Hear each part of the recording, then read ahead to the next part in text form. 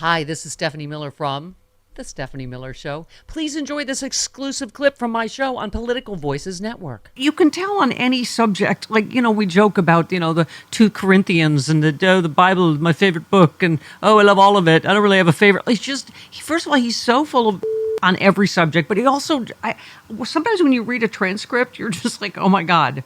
So he's talking about, his continual evangelical support despite getting this conviction in the hush money porn star, blah, blah.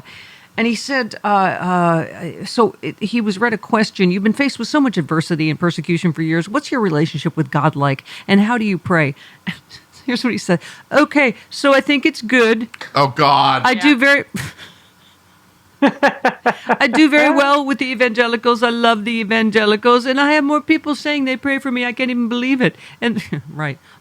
And they're so committed and they're believing, they say, sir, you're going to be okay. I pray for you every night. I mean, everybody, almost, I can't say everybody, but almost everybody that sees me, they say it. It's such a beautiful thing. It's a beautiful thing too. He has no idea. He just it's about any subject. He just blah, blah, blah. What was the term he used? He was talking about after that insane press conference after he got convicted. He said, and they're letting in people salacious languages. The languages. No one knows what languages. No one's ever heard of these languages. It's not like it's Spanish or Chinese or Russian. I was like, wow, you really narrowed that down to 3, and Russian was your top 3 choices of languages you could think of, huh? Interesting.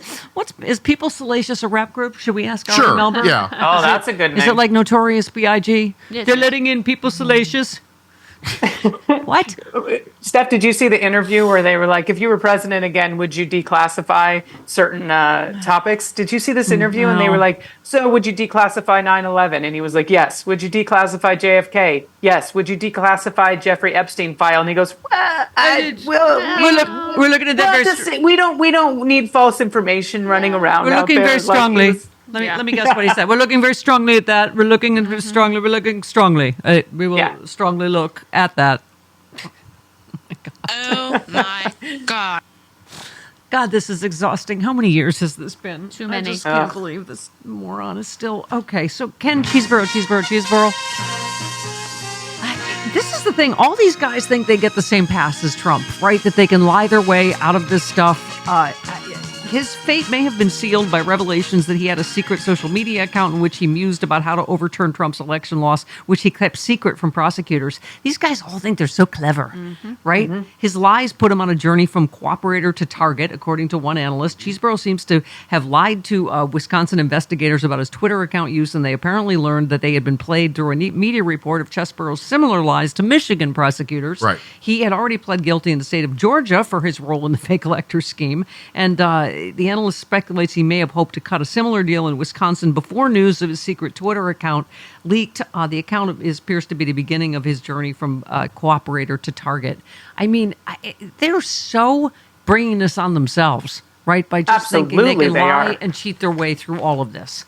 I am shocked that so many people still to this day will throw away their entire career and any sort of reputation they have for Donald. It blows my mind, unless he's got dirt on them. Yes. That the life with the dirt that Donald has is worse than losing every bit of respect you have from anyone in this world. Yeah. It's just, and your freedom. You're going to go to, some of these people are going to go to prison. Right. They're going to get time. They're going to get fines. They've got, they're going to be on probation. They're losing their law licenses, all for this orange fascist. It's mind blowing. Yeah. Chris, didn't Jim Ward pretty much call everything? When he called Dr. Phil a noted doctor of boltology the first time. Yep. So Dr. Phil just railed against the weaponization of the FBI and the DOJ ahead of his interviewing Donald Trump this week. He referred to Trump's conviction as a judicial travesty, warned against retaliation by Republicans, calling for people to come together to save the soul and sanity of this country. This is... to me, what is just so, like Mitt Romney saying, he says like 9 right things, and then he says, I would pardon Trump for the good of the country. I think Biden should pardon Trump from everything. You're like, what? This is what got us into this, is Ford's disastrous pardon of Nixon, which the whole country was against, and that's why he lost in a landslide, right?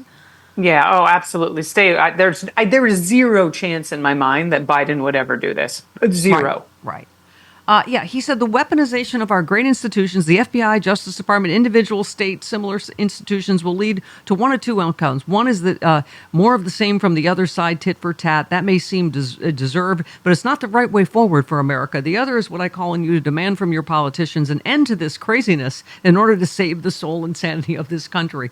This is the same both sides right? Both sides do it that has gotten us here. It's also insane for him to think that if Trump did not even exist anymore on this earth, that somehow this would all be better. It has seeped so far into the Republican Party and the GOP, it's going to take decades to undo this. Mitt Romney is leaving politics or leaving whatever he's doing. It's just, he's not a part of it anymore. So it's easy for him to say, oh yeah, they should do this for the good of the country.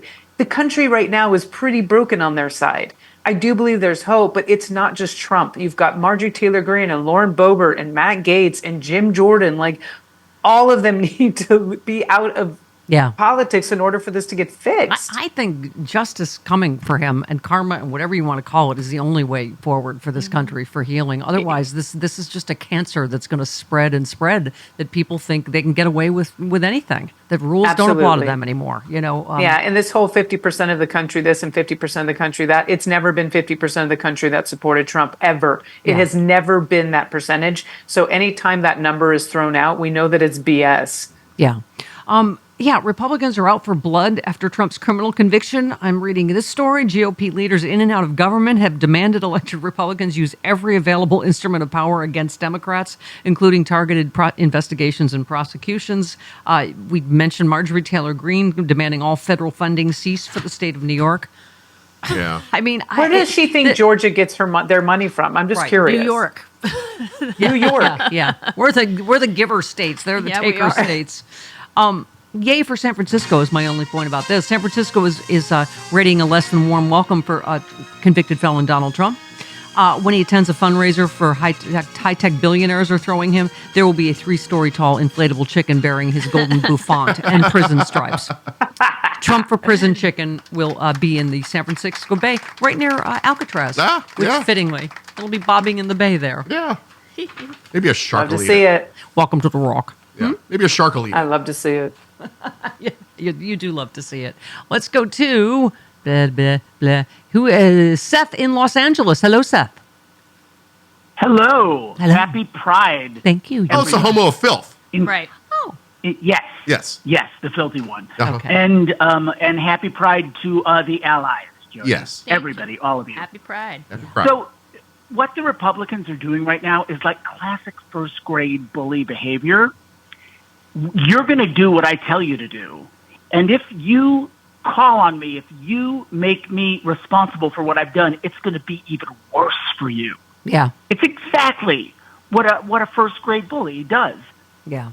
Yeah. It really does all come down to grade school, doesn't it? Hey all, Glenn Kirshner here. I hope you'll join me on my new audio podcast, Justice Matters. I'll be using my 30 years as a federal prosecutor and Army JAG to unpack, break down, and explain the legal issues of the day, particularly where the legal intersects with the political. Please look for Justice Matters with Glenn Kirshner wherever you generally get your podcasts.